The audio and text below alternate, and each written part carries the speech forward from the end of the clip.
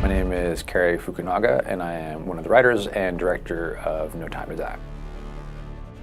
Writing, to me, is essential to the filmmaking process. I can't really imagine directing something that I haven't written.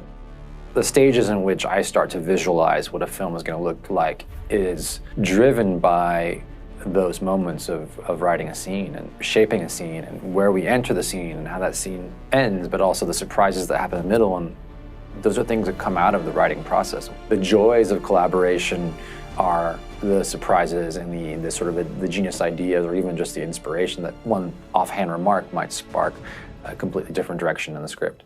Probably the most important parts of storytelling start in that writing process. The visuals of the film are as important as, what's being said in the story to create an emotional effect. And the lighting throughout the film is meant to reflect not just the tone of what's taking place then, but also to add contrast between these various chapters that take place in the story. And I think that sunsets, despite them being classically and almost to the point cliche in terms of how beautiful they are, felt like the correct metaphoric lighting for this final chapter for Bond. It created challenges, it creates any kind of challenge when you want consistent light for a long period of time in a story, because that means that when you're shooting something, that's going to be days or weeks of the same kind of light. And sometimes it meant like we would have to shoot sequences where every day we would get a little bit of a wide shot done because we were getting these massive takes. And then for the closer stuff, we'd do much more controlled lighting.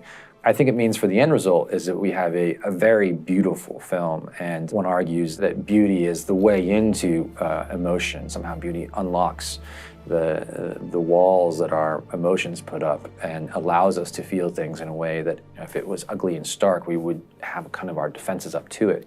And I think the goal, at least my goal when I'm trying to tell a story, is to really get people to feel as much as possible. So you can imagine why I've come back to play. I think one of the things I've walked away most proud about, and of course it's amazing to have, the box office success that we've had, but the fact that,